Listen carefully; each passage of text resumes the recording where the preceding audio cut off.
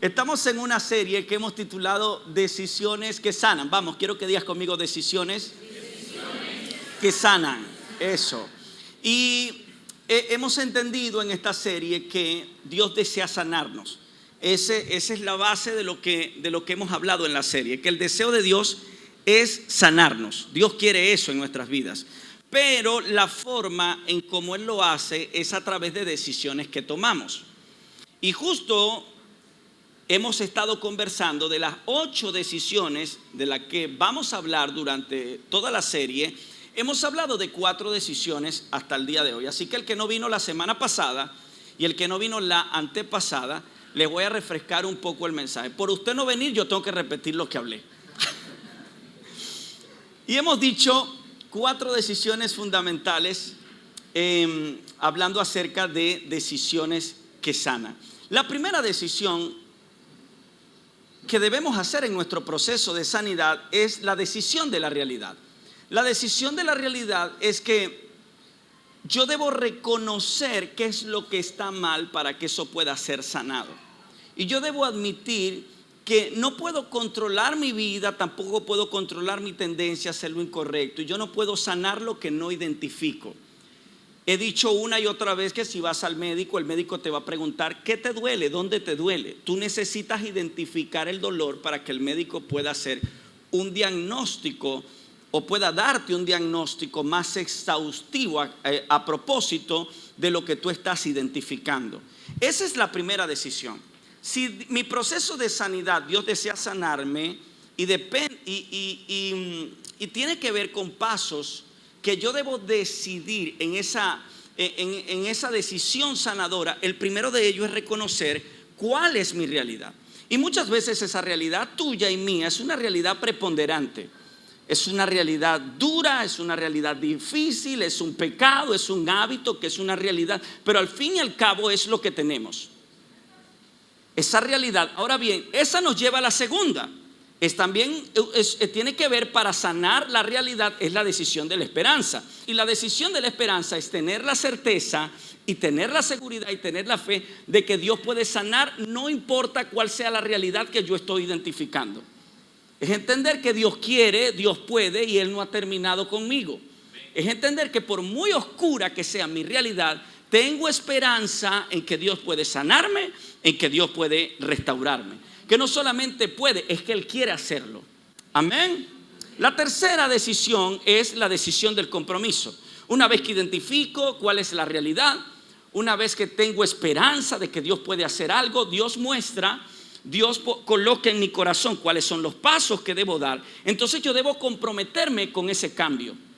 Es decir, yo debo comprometerme con lo que creo que me va a sanar.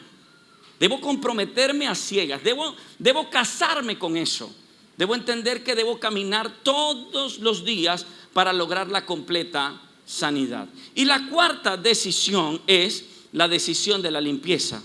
Y es abrir mi vida para que Dios examine mis defectos de carácter. Porque vaya que todos tenemos defectos en el carácter. Si yo pregunto ahora mismo, ¿quiénes de acá tenemos defectos? Los que no levantaron la mano orarán por mí al final. Porque vaya que yo tengo defectos, muchos en el carácter. Dice la palabra de Dios que no hay bueno ni aun uno. Todos somos pecadores por cuanto hemos sido destituidos de la gloria de Dios. Todos tenemos defectos de carácter. Algunos se les nota un poco más, otros no se les nota, otros fingen, pero al fin y al cabo todos tenemos defecto en el carácter. El salmista David dijo: y si yo no lo estoy observando, yo necesito abrir mi vida para que Dios me haga ver o me haga entender dónde estoy fallando. Por eso el salmista David dijo estas palabras: examina, oh Dios, mi corazón, examina mis pensamientos. Porque muchas veces no nos damos cuenta en dónde estamos errando hasta que Dios nos los hace ver, o hasta que alguien de afuera nos hace ver cuáles son esos puntos ciegos. Porque todos tenemos puntos ciegos. Donde nosotros pensamos es como dice la palabra: hay caminos que al hombre le parecen rectos, pero su final son caminos de muerte. Esos son puntos ciegos que tenemos en nuestras vidas. ¿Sabes? Hicimos una declaración poderosa la semana pasada y es que dejo el control. Vamos, y yo quiero que digamos eso como un ejercicio. Dejo el control, abro mi vida, dejo que Dios me transforme. A propósito de la transformación, de esa transformación, dejo que Dios me transforme. Esa es la meta en nuestro proceso de crecimiento. La meta en el proceso de nuestro crecimiento tiene que ser que a medida que vamos avanzando, que reconocemos la realidad, tenemos esperanza, entiendo que debe llegar el punto en que la realidad que conozco y aquella que decido que Dios trate conmigo, yo debo cambiar y debo ser transformado. Tiene que haber frutos de cambios en mi vida. Tengo que dejar que Dios me transforme. A propósito de eso, el apóstol Pablo escribió a los romanos estas palabras. En Romanos capítulo 12, verso 2, el apóstol Pablo le escribió a los romanos estas palabras. Dejen que Dios los transforme en personas nuevas. Vamos, yo quiero que digas conmigo, dejen. Dile aquí, está a tu lado, dale un codito ahí, dile, deja. Ya, no abuses. Sí, no abuses, a uno le sacaste el aire ahí. Deja que, ¿sabes por qué? Porque si somos honestos, la mayoría de nosotros hacemos resistencia al cambio. Dios quiere cambiar cosas, la identificamos, sabemos que está mal, pero ¿sabes qué hacemos? Resistimos. Y por eso el apóstol Pablo nota que los romanos están repitiendo lo mismo, y la iglesia de hoy muchas veces repite lo mismo. Dios quiere cambiar, por ejemplo, hey, no vas bien, tu matrimonio no va bien, pero ¿sabes qué haces tú la mayoría de las veces? Resistencia. No, yo no quiero. Hacemos resistencia. Entonces él dice, yo quiero hacerlo, pero tú tienes que dejar que haya transformación. Dice, deja, porque si eres honesto, la mayoría de las cosas donde tú no has cambiado es porque no has permitido que Él lo haga. Entonces el apóstol Pablo les recuerda, dejen que les transforme en personas nuevas al cambiarle la manera de pensar. Entonces aprenderán a conocer la voluntad de Dios para ustedes, la cual es buena. Y eso nos lleva a la decisión número 5, y es la decisión de la transformación. Él desea transformarnos. ¿Cuántos creen eso? Él desea cambiarnos, ¿sabes? Es un proceso de una metamorfosis, es una transformación, es el deseo de Él, cambiarnos, convertirnos en personas nuevas. De hecho, Él dice una y otra vez, yo hago nueva todas las cosas.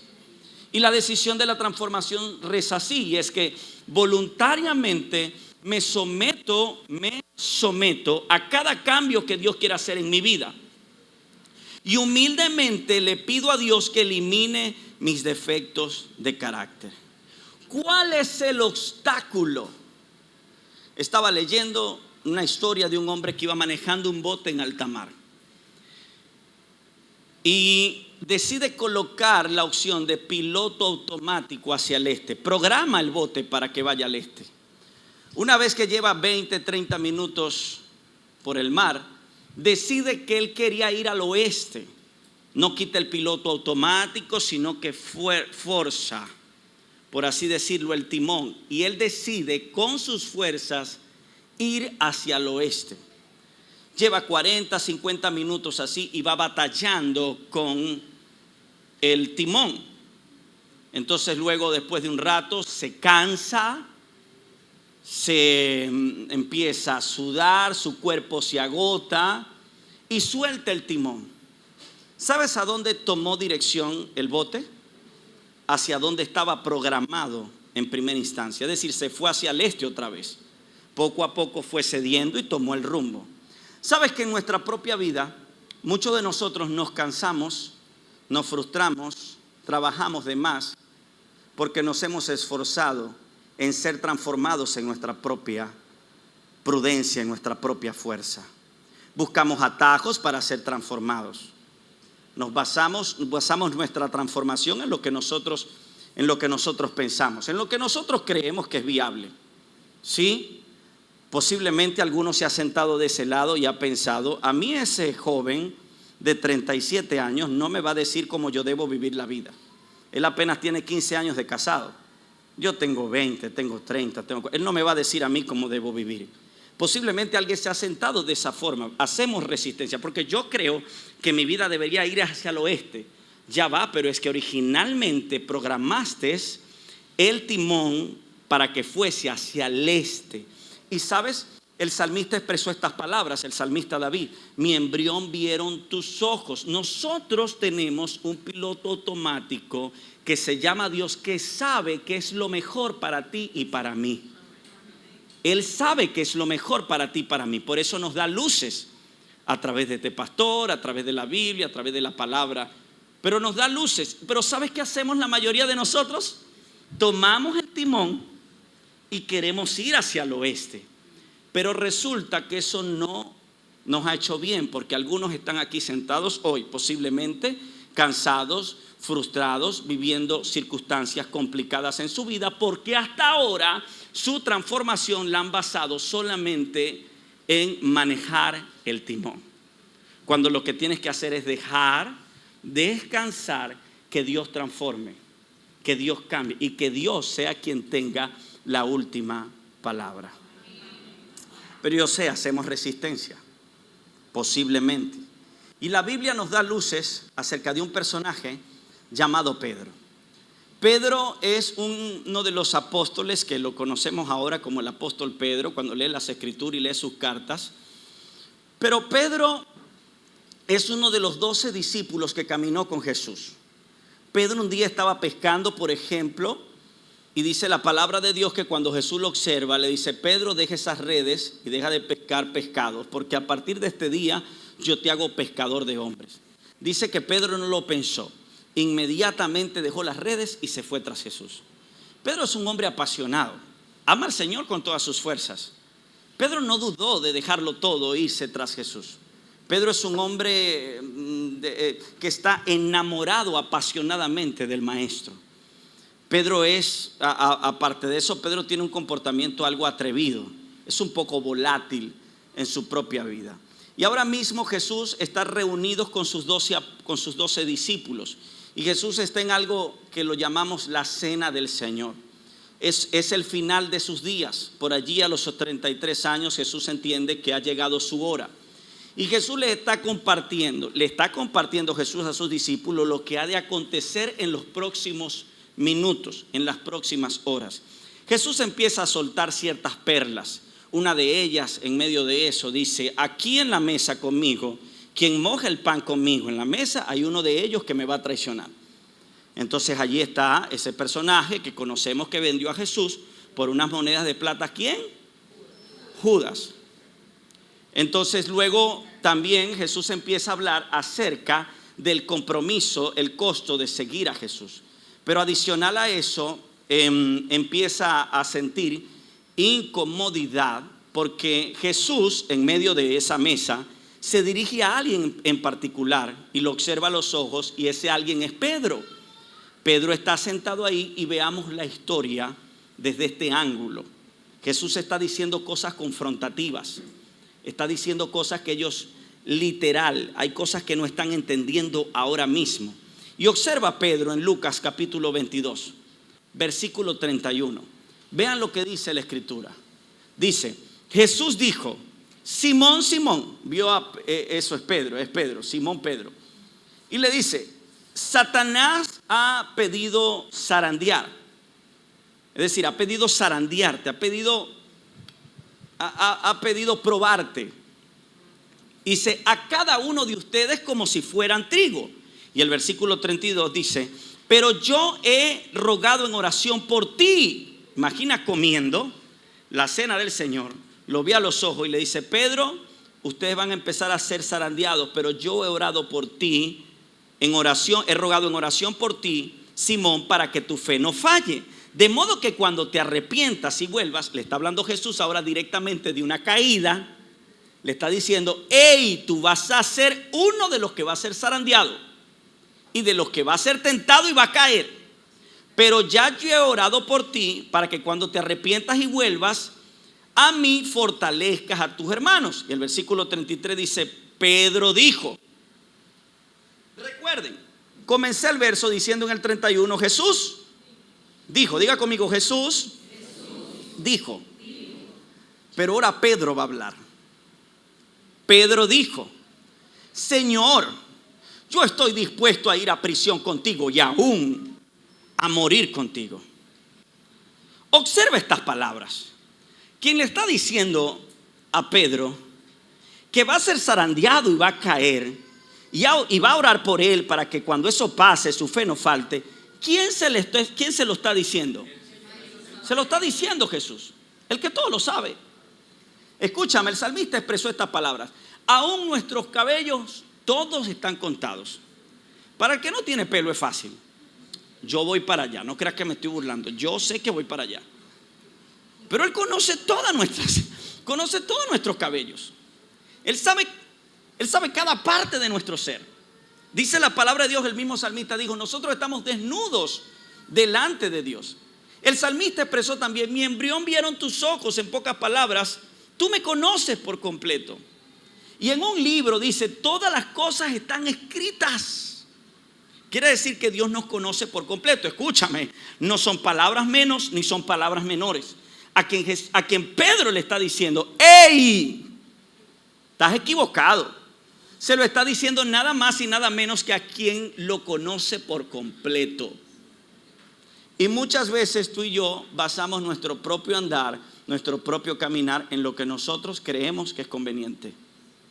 Si tú revisas tus decisiones y revises tu vida, y aunque ahora mismo acabamos de cantar la canción, ten el control, Jesús, te suelto mis sueños, te suelto mis anhelos, te suelto, y eso está muy bien que lo declaremos, pero cuando revisas tus decisiones diarias, es maravilloso preguntarnos, ¿realmente esta decisión que estoy tomando incluye a Dios?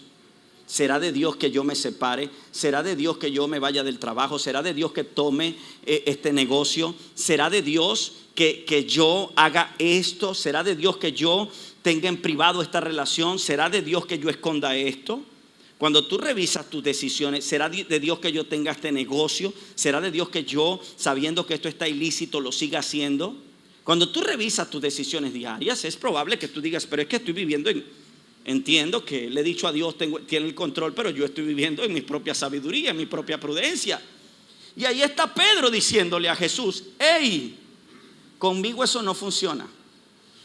Yo me imagino a Pedro diciéndole a Judas, ven acá, ¿escuchaste a Jesús? Está pelado, anoche se comió unos frijoles y hoy anda tirándonos con todo, pero está equivocado.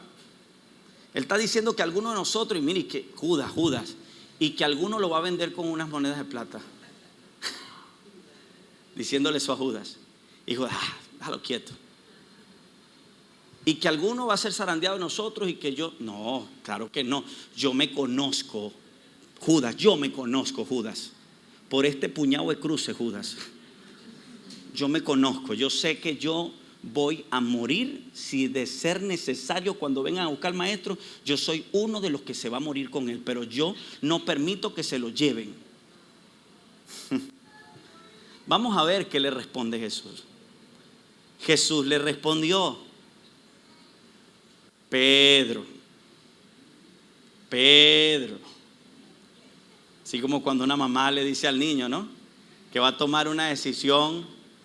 Y tú dices, hey, Juan, no te conviene esa muchacha. Si hay Juan aquí, Dios le está hablando.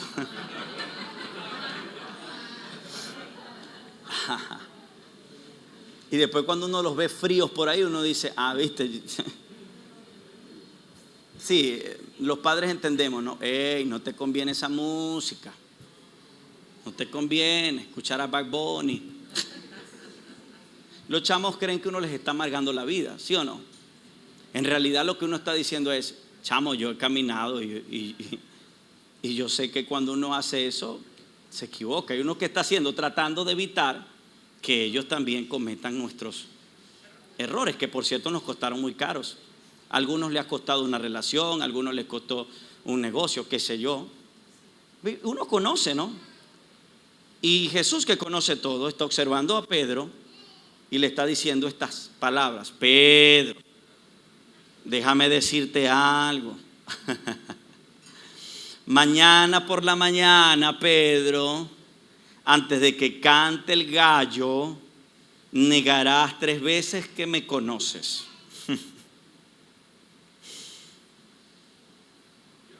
Yo imagino que Pedro se quedó pensando en esas palabras. Pero pasaron unos versículos más y vinieron a buscar, en efecto, a Jesús. Y lo arrestaron, se lo llevaron. En el camino le iban dando palo a este hombre, a Jesús. Resulta que todos los seguidores de Jesús y que dijeran públicamente que también caminaban con Jesús, les iba a pasar lo mismo. Le iba a pasar lo mismo. Entonces, dice la palabra de Dios en ese mismo capítulo, pero ahora al verso 54, dice que entonces arrestaron y lo llevaron a la casa del sumo sacerdote. ¿A quién? A Jesús. Y dice, y Pedro lo siguió de lejos. Mire que Pedro quería hacer, es como que quiero ver, pero no soy parte, ¿no? Es como cuando alguien tiene un accidente en la calle y uno pasa de lejos y ve. Y Pedro dice que lo siguió, pero de lejos. Y entonces dice el 55, los guardias encendieron una fogata en medio del patio y se sentaron alrededor. Y Pedro se sumó al grupo. Estaba allí como escabullido. Una sirvienta lo vio. Una mujer del grupo lo vio a la luz de la fogata y comenzó a mirarlo fijamente.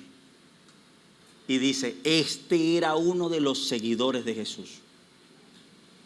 Ya chismosa, ¿ah?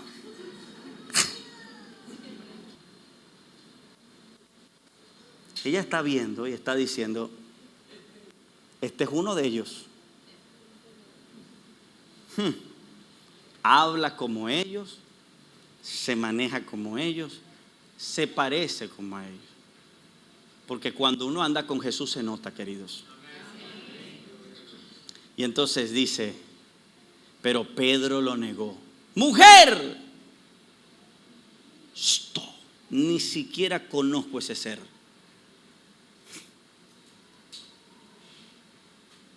Y el versículo 58, después de un rato, alguien más lo vio, otro chismoso más, y dijo, seguramente tú eres uno de ellos. No, hombre, yo no lo soy, contestó. Alrededor de una hora más tarde, otra persona insistió. Eso está lleno de chismoso ahí. Seguro es uno de ellos porque también es Galileo. Inmediatamente Pedro dijo, hombre, yo no sé ni de qué me hablas. ¿Cuántas veces lo había dicho? ¿Qué le había dicho Jesús antes? Antes de que cante el gallo, tú me negarás 3 veces. Y dice la Biblia que inmediatamente, mientras aún hablaba, el gallo cantó. ¿Quién puede cantarme como un gallo aquí? No, mentira.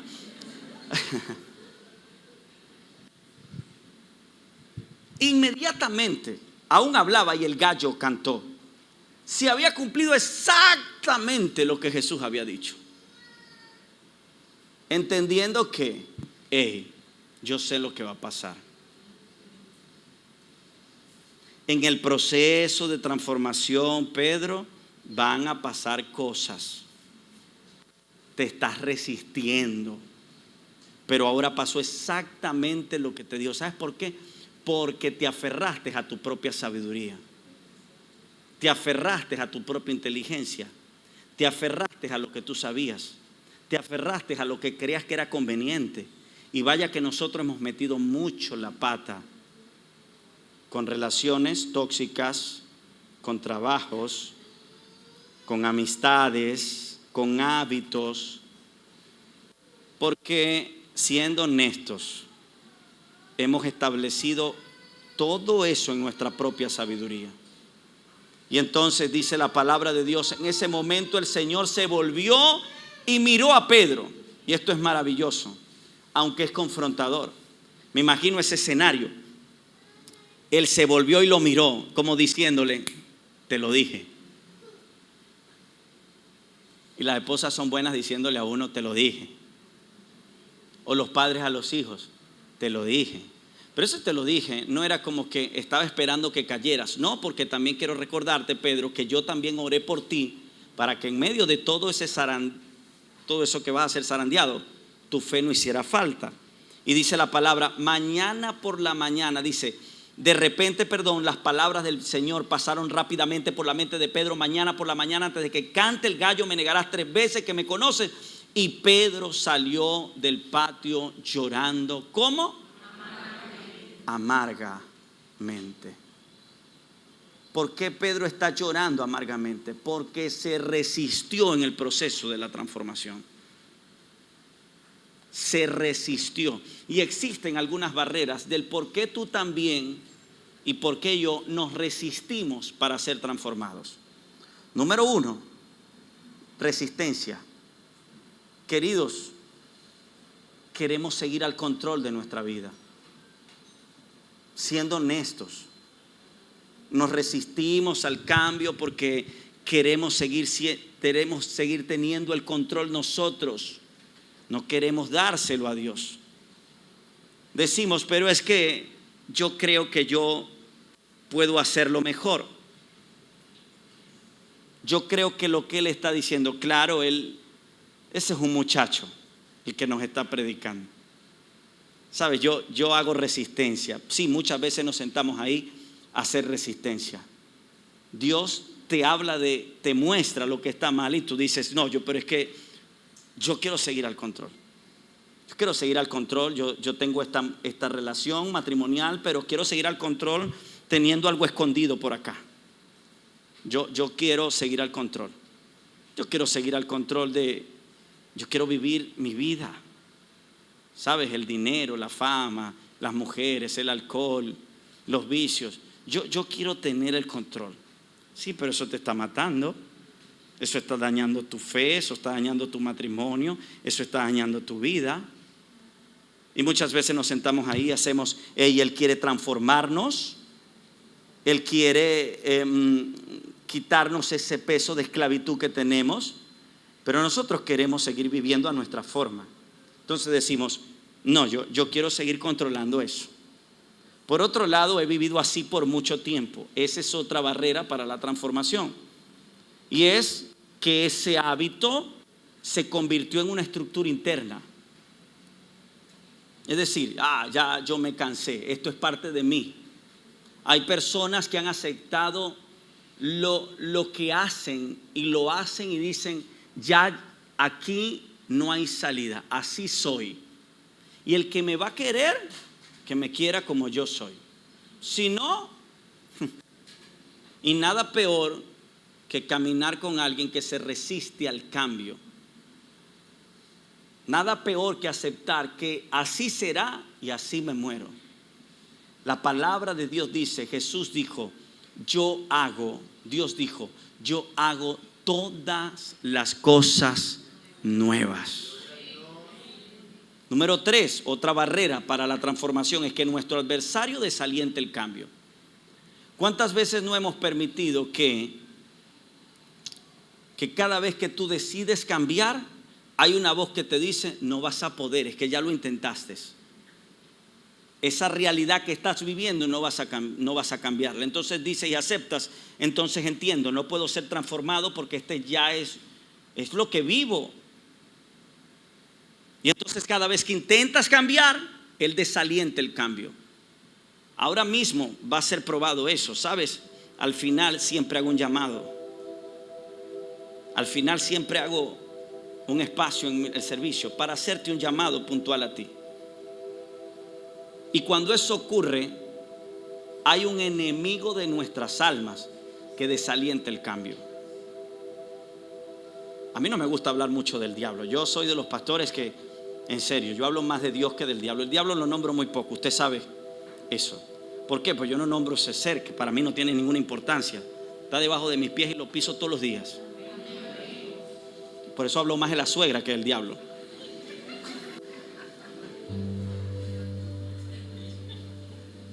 Pero el mira, por aquí está, gloria a Dios. Claro, porque el diablo y la suegra no son la misma cosa. Cuidado con lo que estás pensando.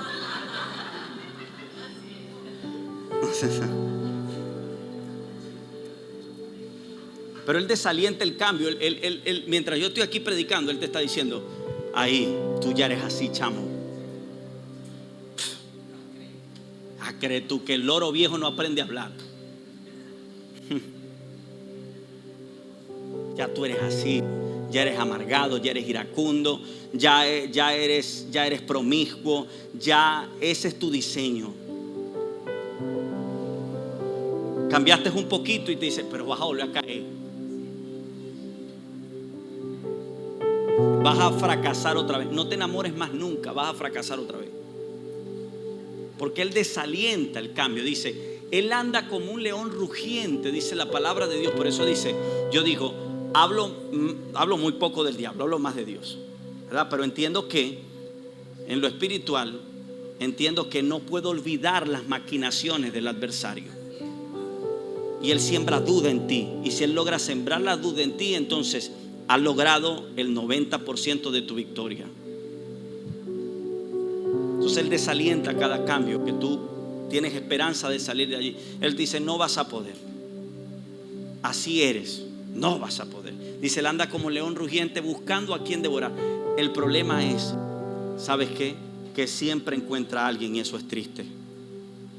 Porque aunque él ande como un león rugiente buscando a quien devorar, no le dejes el lugar de encontrarte.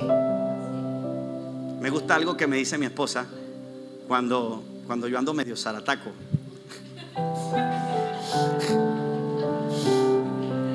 Sí, porque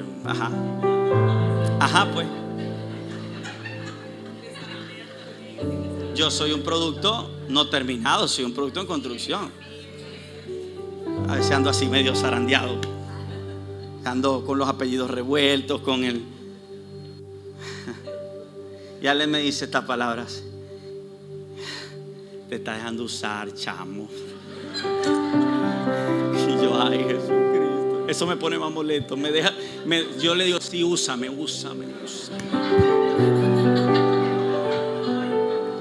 No, pero que uno se pone como que más, ¿verdad? Es como cuando el hombre le dice a la mujer: sujétese porque la Biblia dice. La mujer se pone más rebelde, hermano. Ay, porque cómo le encanta llevarle la contraria a uno.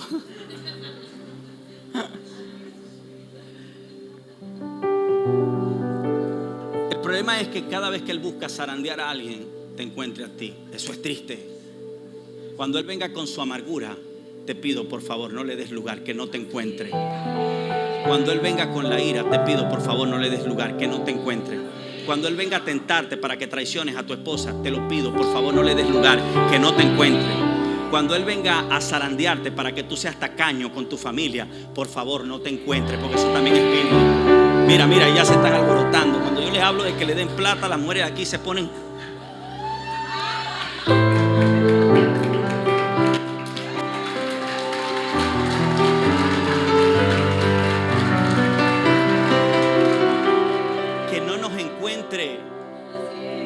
Él anda zarandeándonos, buscando a quien devorar. No le des lugar.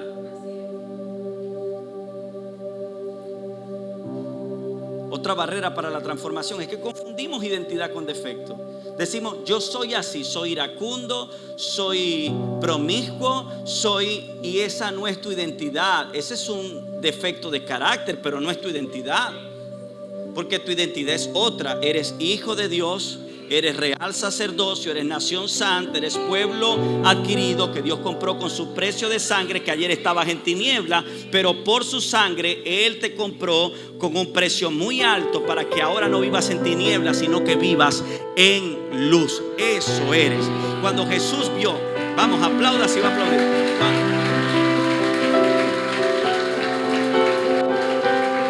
Cuando Jesús vio, cuando Juan el Bautista fue a bautizar a Jesús, se dice que se escuchó una voz del cielo que dijo: Él es mi hijo amado en quien yo me complazco. A mí me encanta pensar en esas palabras cada vez que Dios me ve a mí y cada vez que Dios te ve a ti. No eres el defecto, eres un hijo de Dios y Él se complace en tu vida. Amén. Por otro lado, otra barrera es que todo defecto tiene su compensación. Y es que sientes que lo que estás experimentando y estás viviendo es tu todo en tu vida. Es tu todo. Pues probablemente alguien se refugia en el alcohol y dice, pero es que esto es todo lo que tengo. No tengo más nada. Probablemente alguien se refugia en la promiscuidad y dice, pero es que esto es todo lo que tengo, yo no tengo más nada. Y adopta eso como un modo supervivencia. Esta es toda mi vida y me da placer momentáneo. Y yo siempre he dicho, no permitas que un placer temporal te quite la virtud de vivir un placer eterno. Y el placer eterno está en Jesús. Ahí está tu placer eterno. Amén a eso. ¿Cuáles de estas barreras tú puedes identificar y decir, entiendo que estoy en estas?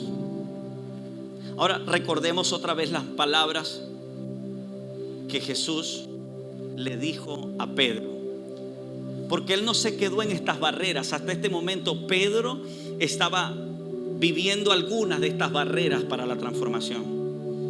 Y probablemente tú estés viviendo algunas de estas barreras, pero recordemos las palabras que Jesús le dijo a Pedro. Jesús dijo, Simón, Simón, Satanás ha pedido zarandear a cada uno de ustedes como si fueran trigo.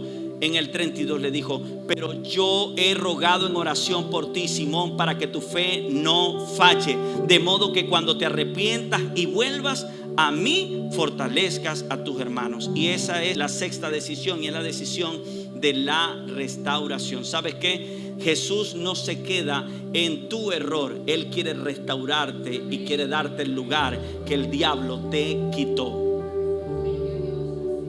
Él quiere restaurarnos. ¿Por qué? Porque las palabras para Pedro no fueron, tú vas a caer y te vas a quedar ahí atollado. Las palabras para Pedro fueron, vas a caer, pero yo sé, Pedro, yo te conozco. Yo sé que en el fondo tú me amas. Yo he orado por ti, Pedro, para que cuando eso ocurra, tú te vuelvas a levantar.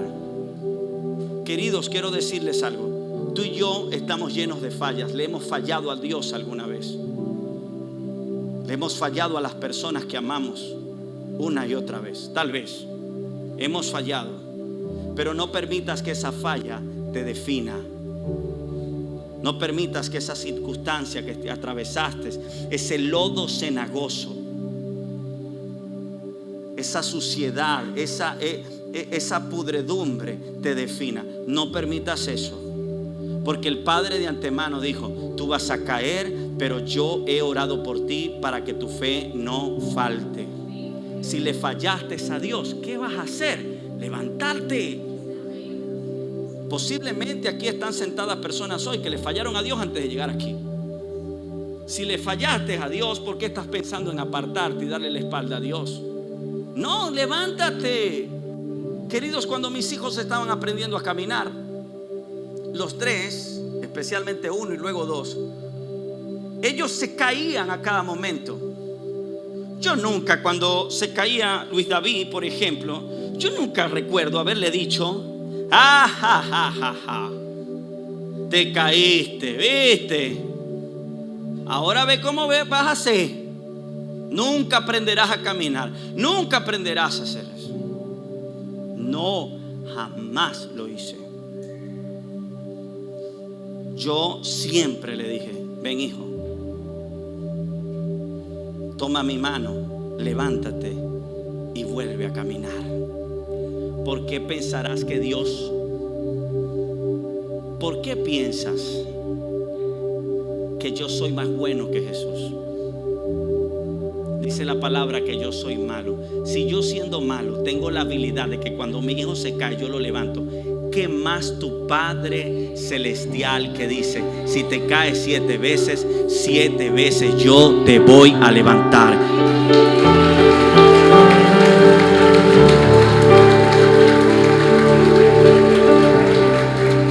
El problema es que hoy necesitas ver a Dios con ojos de transformación y restauración. Pastor, préstame tus lentes de nuevo. Gracias. Me dijeron que se me veían bonitos. El problema es, yo entiendo, es que has visto a Dios con los lentes, probablemente con lentes equivocados. Probablemente hasta ahora tú has visto a Dios con los lentes de un papá abusivo, de un papá déspota, de un papá que te abandonó, de un papá que cuando lo necesitaste no estuvo. El problema es que probablemente lo has visto con los lentes de un esposo no amoroso, sino abusivo. El problema es que los lentes, que cada vez que vas a ver a Dios en medio de tus fallas, te recuerdas de un papá que no te ha perdonado, o te recuerdas de un papá que fue abusivo, de un tío que te abusó, te recuerdas de un padre, de una autoridad que abusó de ti, de un pastor, por ejemplo, abusivo. Alguien me dijo: yo no confiaré más en los pastores, porque cuando le di mi mayor vulnerabilidad me expuso. Yo no confío más en ellos. Y probablemente, queridos, así estás viendo a Dios, a través de tus infortunios, a través de personas que te hirieron, a través de personas que te marcaron, a través de alguien que te ha convertido en la persona que tú nunca soñaste ser. Y estás viendo a Dios así. Y cada vez que caes, piensas en quedarte postrado, porque sientes que como lo ves con tus ojos, como lo ves con los lentes de un padre que no te dio misericordia, sino que te dio ley, con una autoridad que en vez de darte amor incondicional, te fracturó y te dañó. Y probablemente así estás viendo a Dios ahora mismo. Pero ¿sabes qué necesitas hacer? Quitarte esos lentes y ver a Dios con ojos nuevos. Verlo con los ojos que es. Verlo de la forma en como necesitas verlo. Dejar que Dios nos transforme tiene que ver con quitarnos esos lentes y permitir que Dios haga en nosotros lo que Él sabe que es lo mejor para la vida de sus hijos. ¿Te caíste, Pedro? Yo he orado por ti, no para que te quedes ahí. Yo he orado por ti, Pedro, para que cuando tú caigas, créemelo, aquí voy a estar esperando para levantarte una y otra y otra y otra.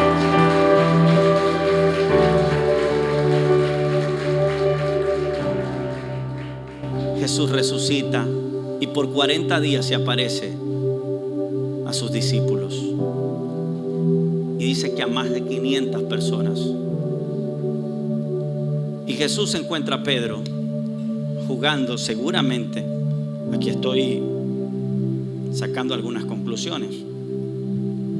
¿Te recuerdas de la matica esa con pétalos rojos? Que tú le quitabas uno y me quiere, no me quiere. Yo sé que te acuerdas porque seguramente te definiste en el amor con esa mata.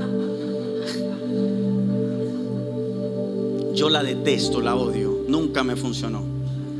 Siempre terminaba en el no me quiere. Seguramente Pedro estaba ahí tristongo. ¿Te acuerdas? Él se fue llorando amargamente. Eso no me lo inventé yo, eso está ahí. Pedro está ahí triste diciendo: le fallé a Dios, le fallé al Señor, le fallé. ¿Por qué? Por mi culpa y por mi bendita culpa.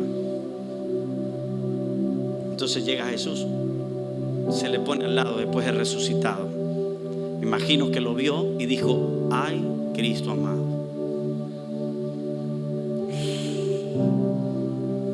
me va a dar hasta con el tobo. Jesús lo toma por el hombro, seguramente. Le dice, Jesús le preguntó a Simón Pedro, Juan capítulo 21, Simón, hijo de Juan, ¿me amas más que a estos? ¿Quiénes estos? Los demás compañeros de él. Me imagino a Jesús observando. Entre todos estos que están aquí, ¿quién me ama más? Y el Señor, sí, Señor, contestó Pedro. Fíjense que ahora Pedro había cambiado la respuesta, porque al principio Pedro estaba altivo en su propia sabiduría. Yo nunca te voy a negar. Si tengo que morir por ti, voy a morir. Ahora Pedro no habla así, porque en el proceso de transformación había abrazado que Jesús es quien lo sabe todo. Y entonces ahora las palabras son estas: tú sabes que te quiero. Es decir, yo no lo sé, pero tú sí lo sabes. Entonces alimenta a mis corderos. Te recuerda, Pedro, que también oré que tu fe no falte, y cuando tú vuelvas fortaleces la fe de tus hermanos, como diciéndole Jesús a Pedro: Pedro, tu caída no te define. Yo tengo un plan y un propósito contigo, a pesar de tus debilidades, a pesar de tu infortunio. Yo sigo creyendo en ti. Vamos, aplauda si va a aplaudir. Yo sigo creyendo en ti. Cuando ves a Dios con otros lentes, tú ves a Dios de esa forma. Entiendo que Él sigue teniendo un plan conmigo. Y dice, Jesús repitió la pregunta: Simón, hijo de Juan, ¿me amas? Sí, Señor, dijo Pedro, tú sabes que te quiero, entonces cuida mis ovejas, dijo Jesús. Y el versículo 17 de Juan 21 le preguntó por tercera vez. ¿Cuántas veces había negado Pedro a Jesús? 3 veces. Ahora por tercera vez se lo vuelve a preguntar: Simón, hijo de Juan, ¿me amas? ¿Por qué 3 veces? Porque las mismas veces que le fallaste a Dios son las mismas veces que Él te va a restaurar, que Él te va a perdonar, que Él te va a dar oportunidades.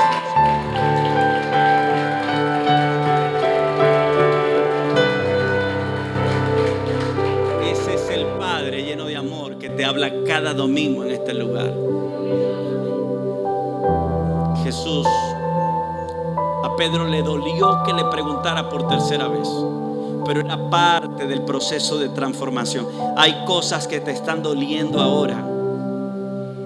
Hay cosas que te están doliendo ahora en el alma. Y él le contestó otra vez: Pedro, Señor, tú sabes todo. Tú sabes que yo te quiero. Entonces alimenta a mis ovejas. ¿Sabes? No sé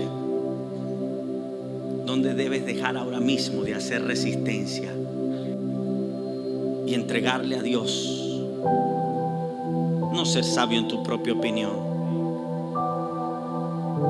No sé dónde hay barreras de transformación que tú mismo te has fijado y tú mismo has dicho: pero es que soy así, así me quedo. No sé si has hecho resistencia, pero necesitas entregarle a Dios el honor de que Él sea quien dirija tus pasos, porque Pedro descubrió la clave: yo no sé nada, Él lo sabe todo.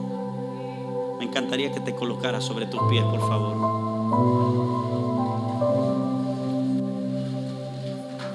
Pero a veces somos como ese hombre de la silla.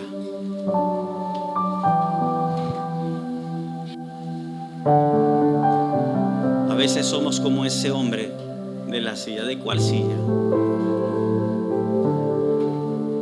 Leí una historia de un hombre que compartía de joven con un padre bueno. Cada vez que él llegaba por las tardes, al mediodía especialmente, comía con papá en la mesa. Su padre se sentaba por largas horas a hablar con él. Su padre tenía una particularidad: se sentaba a comer en el mismo lugar, en la misma silla. Una silla un poco vieja, pero que él había acomodado con su cuerpo y a su manera y a su forma. Al cabo de unos años, papá muere. Y este joven, que ahora es adulto, decide casarse. Se llevó la silla a su casa. Tenía un juego de comedor precioso, pero esta silla no encajaba para el ojo humano. De hecho, cada vez que la gente llegaba a la casa, observaba la particularidad de esta silla. Era una silla vieja que no encajaba en esa mesa. Le preguntaban al hombre: ¿por qué tienes esa silla tan vieja y fea allí? El hombre contestaba: esa silla me hace recordar a mi padre. Cada vez que veo la silla, me recuerdo de él. Posiblemente no encaja para tus ojos, pero encaja en mi corazón. Así que cada vez que veo la silla, me recuerdo con papá hablando por horas en ese lugar. Él había adoptado la misma posición de papá. Decidió sentarse cada día con sus hijos en la misma silla, practicar lo mismo, hablar con sus hijos por horas. Un día fue a sentarse y la silla se cayó. Ya estaba vieja, un poco podrida.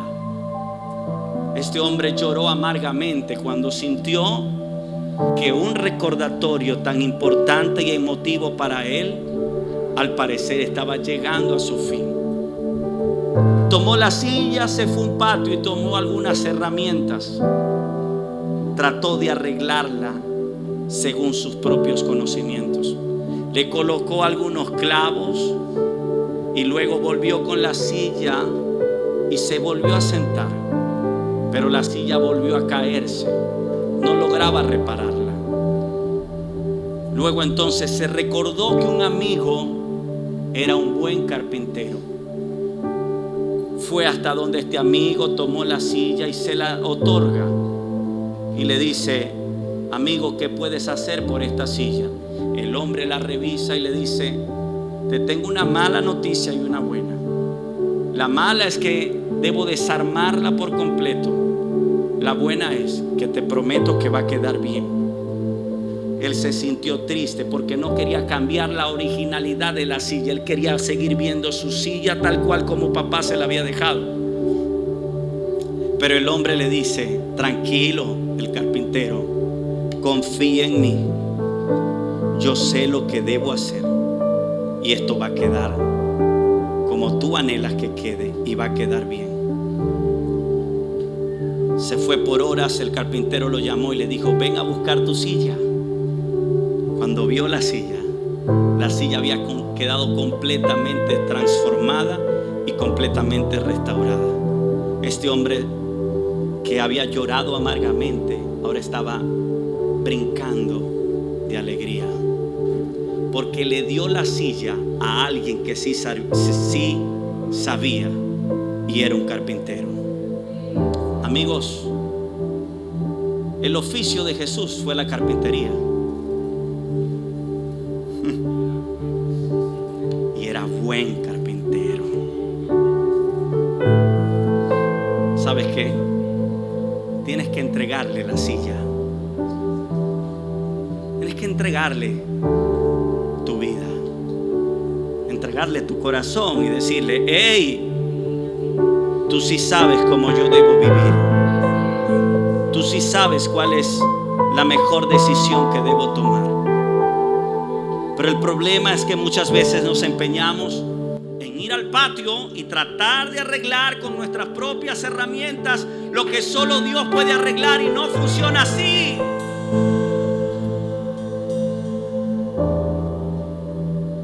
necesitas tener la actitud de este hijo. Ir al carpintero, y ese carpintero se llama Jesucristo, nuestro Señor.